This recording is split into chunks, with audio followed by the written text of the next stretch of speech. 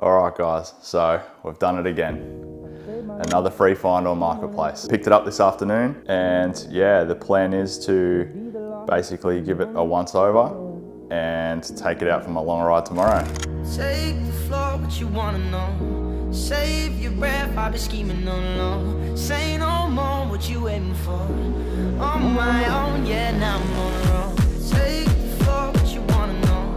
Save your breath, I've been scheming on low. Say no more, what you waiting for. Alright, so it is a Lear Sport Lear 7000 and I admit I have absolutely no idea what this bike is. I've done a quick little bit of research, and this particular model I can't really find any information online. It's normally the higher spec, either 7700 or 8000 plus models. The 8000 plus models seem to be like carbon frame, carbon fork. This here is alloy frame, I believe it's carbon fork, but it is the heaviest bike I think I have ever picked up. And this is a 56.5 centimeter. I generally fit like 58 up, but this thing, I sat on it and it is extremely stretched out. It has a 120 mil stem on it, 420 mil bars, and they're in a bit of an average ergonomic position at the moment. So all that'll be fixed up. I think the seat's a little bit low and it just makes it feel like I'm reached way over. But yeah, we'll get the bike fit set up, give it a quick once over, and then yeah, we'll cut to out on the bike. All right guys, so first ride out on the Lear Sport. We're about 10 Ks in now. Hopefully the audio's good because it's a bit of a headwind. The plan was to do about 50 Ks and I'll see how I go. But as you can see,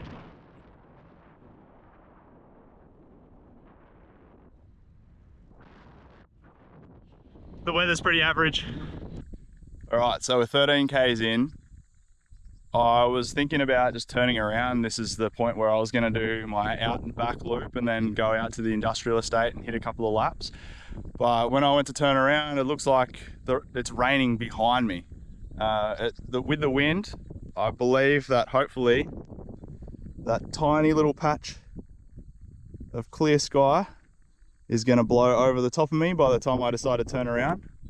So I might just push on in this headwind and do another couple of Ks out to the Bruce Highway, and then I'll flip it around and come back, hopefully with a nice tailwind, because this bike and a headwind is not a great combination. I've got an average of about 20 Ks an hour right now, which, I mean, I honestly thought it was going to be about 15. It is a bit of a struggle. All right, so made it out to the highway. I've just stopped at the start of the bridge in a safe place. You can see all the traffic. It's pretty wild. I definitely wouldn't want to ride along the Bruce Highway. It's fucked enough in a car. And I've just passed a few older blokes and they're probably about a K ahead of me now. So that's going to be my mental game, is to try and catch them on the ride back in. So I'm not going to wait around too long because I'll make it too hard on myself. So let's go. All right. Gaining probably a couple of 100 meters away from the boys now, but I guarantee they're not breathing as hard as I am. There's a fair chance they're sitting between 20, 25 Ks an hour, just cruising along, having a conversation.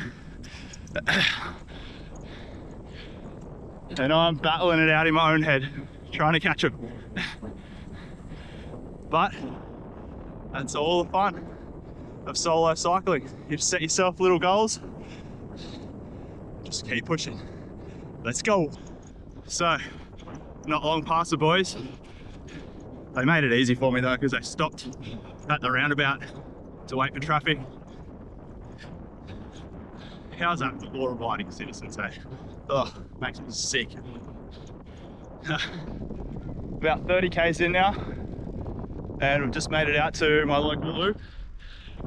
This is out at the industrial estate, where they haven't built any sheds here yet, so it's always super quiet. It's a perfect little training ground for me. But I normally end up most of my rides out here. That way, whatever Ks I'm short on, I'll just make them up by doing a few loops. So yeah, we're gonna cruise around. I'll probably do 3 or 4 laps here, then hit the other part of the estate. Like I said, it's about 10 k's to home. So at the moment I'm on 33. So I'll try and make up 7 k's here, 10 k home, 50 k's all up. Chill. All right, 41 k's in, and I mean, the bike still feels just odd. If I was to keep it, there's a few things I would change, and I'll run through those at the end of the video. But overall, there's no reason why anybody can't do this. If you want to get into cycling, you don't need the best gear. This is case in point. I got this 2 days ago on Marketplace for free. Just put some new bar tape on it and lube the chain. And here we are, 41.5 k's in to my ride. So I'm gonna finish it up at 50 k's and then we'll do a wrap up at the end. So we're back a couple of days after the 50k ride on the Lear Sport, and it wasn't eventful, but it was definitely interesting. So it wasn't the best fitting bike that I've ever ridden, and it was quite heavy. Obviously for its age too, it was a little bit slower rolling. The tires that were on it are marketed as having extremely good puncture protection. This has in turn added quite a lot of rotational weight. You can feel it on the bike that the wheels are incredibly slow, but nevertheless, I wasn't that much slower than my average pace, although it really felt like it when I was on the bike. You'll notice that it's not here anymore, and that's because it sold within a couple of days. So I took these photos of it, posted it up on Marketplace, and yeah, sold it for $100. So it was as easy as that. I spent $20 on bar tape. I would consider it $10 in, say, fuel to drive there, get it, and then just little things like chain lube and cleaning products. But yeah, easy as that to make a little bit of money flipping a bike, and also proof that you don't need a top of the line bike to go and put out a decent amount of Ks on the road. One thing that I still do have though is this. So this little bike arguably is a better buy than the Lear Sport. However, being that it's a small frame, I find small bikes a lot harder to sell. Mediums are okay, larges sell the quickest. So while I wouldn't go out of my way to buy a small bike to flip, this one was free, so I'm happy to sit on it for a while. I wouldn't recommend anyone going out and buying a small bike to try and flip. Larges are your best bet. They fit a broader range of people, and you're more likely to get someone who doesn't know much about bikes looking for a large men's bike rather than looking for a frame that actually fits them. A lot of people don't know what they're looking for, and when you're selling cheap bikes, they just want a large bike. So while this bike here is a great buy for what it is, it's also something that you might sit on for a long time. So I would always recommend, if you're going to flip bikes, to try and get at least the larger end of the medium size. So anywhere from 56 up until like a 59 is your sweet spot for frame sizes. Since then, I have also purchased a few more bikes. The worst one being this behind me, which is a Sports World. It's just some old junker that was in some guy's backyard, and I got it in a deal with this bike here. So this is the one that I wanted. From what I have read online, this is an Australian made bike. I don't think it's highly prestigious in any form, but I got it for $50 with this Sports World bike, and if I can't sell it, it's gonna make a great piece of wall art. So there'll be a future video on that Ricardo build. I would say this here, I might just strip some parts off it and then maybe just try and sell it for $20, $30. We'll see how we go. There's not much that I'll do with this bike. There's another one that's on Marketplace already at the moment that is $50 and it's in a lot better condition than this. So the amount of money that I would have to invest into this bike, it's not really worth it for me. I'm better off just pulling the parts off it if there's any good ones and storing them for some future builds. What I did grab, however, is this. Now these are the easiest things to flip. So these are your general bike store single speed bikes. They sell for somewhere between $250 and $300 in store. And on Marketplace, you can normally pick them up in sort of rough-ish, unwashed condition with flat tires and just a bunch of lights and reflectors and chain locks and things on them. So they look horrible in photos and you can pick them up for like 50 bucks. So I had to do a trip down to Brisbane the other day and this was around the corner from the thing that I needed to go to Brisbane for. So I just, popped in, grabbed it for 50 bucks and I've listed it on Marketplace for $120. If it does sell, then that has paid for my fuel and my food for the trip for the day.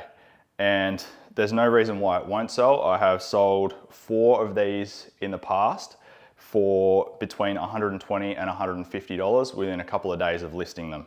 So yeah, this here will be a really easy flip. These old bikes, I don't know what I'm gonna do with them apart from hang them on the wall as something cool to look at. The small Harrier there, I don't know, we'll see. It might take a while to sell that, but yeah, we'll see what happens. All right, so for anyone who is looking to get into cycling and you're thinking, I'll just go out and get the cheapest bike there is some drawbacks to that. The biggest drawback is that the bike isn't going to be as good as something that you're going to pay a little bit of money for, which in turn means it's going to have lower quality components. It's probably going to roll slower and it's going to be overall less enjoyable. Also, if you're a somewhat materialistic person or you like to be seen with nice things, you might feel less inclined to take this bike out and ride it if it isn't as cool as your mate's bikes. But the pros, however, I feel far outweigh the cons. As you could see with the Lear Sport, I picked it up for absolutely nothing. I didn't have to replace the bar tape. I did that from a sales aspect to make it easier to sell. There was only a small couple of scuffs on the bar tape, so it was perfectly usable if I wanted to keep that bike for myself. The rest of it, however, was in good condition. So it still changed gears well. It had a good range of gears. The tires were brand new and the brakes worked fantastically well for your average spec rim brake bike. Some things that I didn't do well before I went out on this ride was a proper bike fit. So I fitted it on the ground just with a tape measure, comparing it to my other road bike.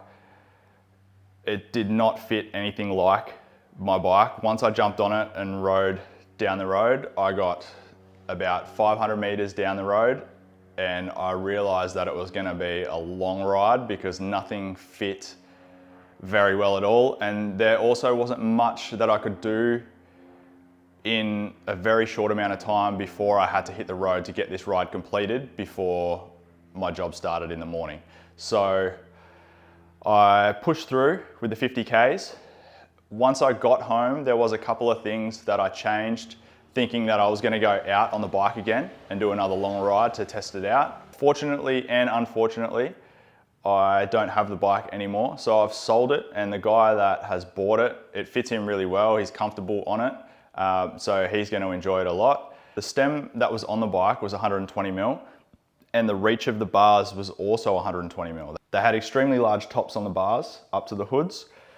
So when you were sitting on the seat, it just seemed like you had to reach a really long way away if you wanted to change gears. It was quite comfortable once you were in the right gear to sit there and pedal with your hands on the top of the bars as you would with your hands at the hoods.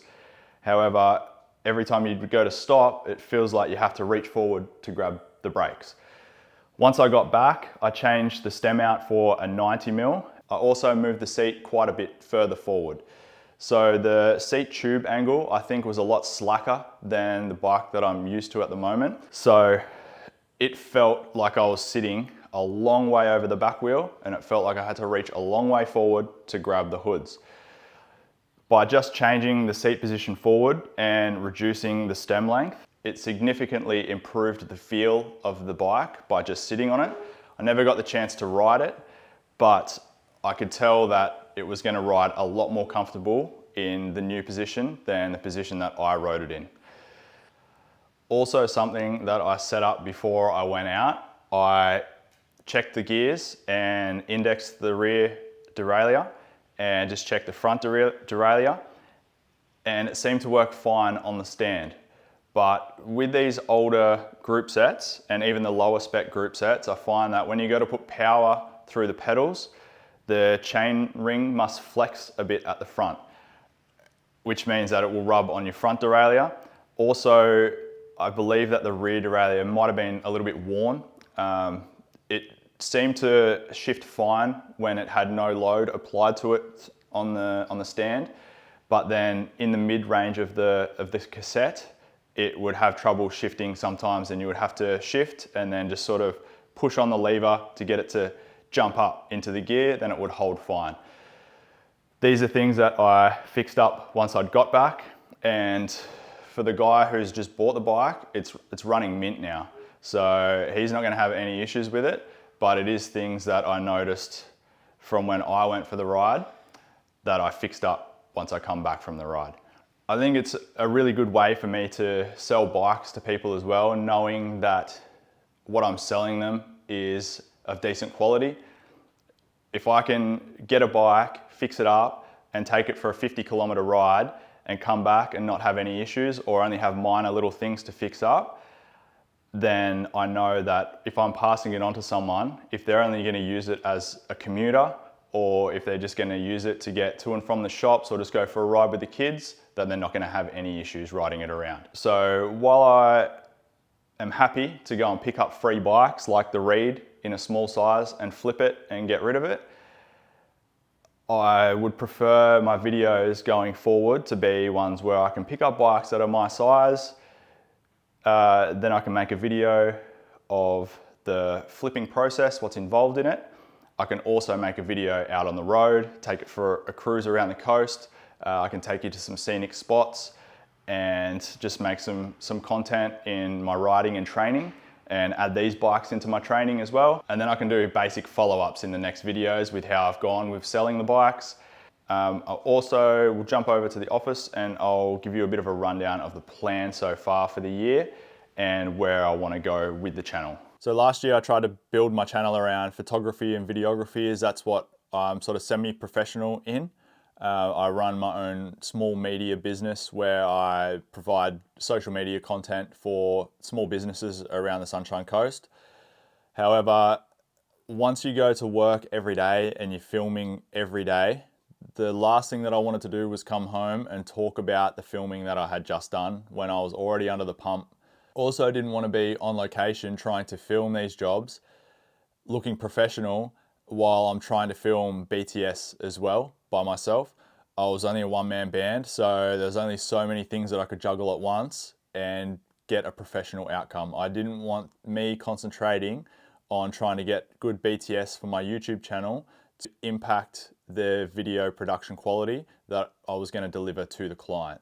While I did enjoy that a little bit, I've removed all those videos off of my YouTube and I've decided to do something that is more fun to me, which is just working on bikes. So when I was away from the computer, if I'm not with hanging out with the kids or just doing family stuff, I'm always just riding my bike, running, training, or just working on bikes. So I thought, why not sort of film something that I'm passionate about, but I also really enjoy, that is away from my full-time job. So the channel this year, I'm going to focus more on bikes. I might incorporate a little bit of running into it, but we'll see how we go. It depends on what sort of training I decide to capture with my content. But the goal with the flipping of the bikes is that I want to buy myself a gravel bike and just sort of head out on the road and then just hit the forestry tracks and just be able to go for a ride around. There's heaps of single trail out there. There's also heaps of different tracks where you can get from Sunshine Coast to Brisbane, taking a lot of just gravel the whole way. So I'd love to document a lot of those trips and show what sort of routes are available for people that are on the Sunshine Coast or even Brisbane coming up this way. So yeah, the long and short of it is that with the channel, I'm going to be putting out a lot of videos. The goal for the channel, it's not necessarily to grow it. While it would be cool to have heaps of subscribers and views and likes, it doesn't really worry me. I'm not in it to make money out of it. I am flipping bikes to make money out of it. The video of the process along the way is more just so if you're thinking about doing it, I'm just showing you how easy it really is. And yeah, as far as the channel going forward, I'm just going to keep just producing content and I'll just see what sticks. If there's something that hits really well with the audience and you enjoy it and I enjoy making it, then I'll just keep making that stuff. But until then, we'll just see how we go. I'll just keep putting out videos weekly and yeah, see you in the next one. You wanna see me coming, give you no warning.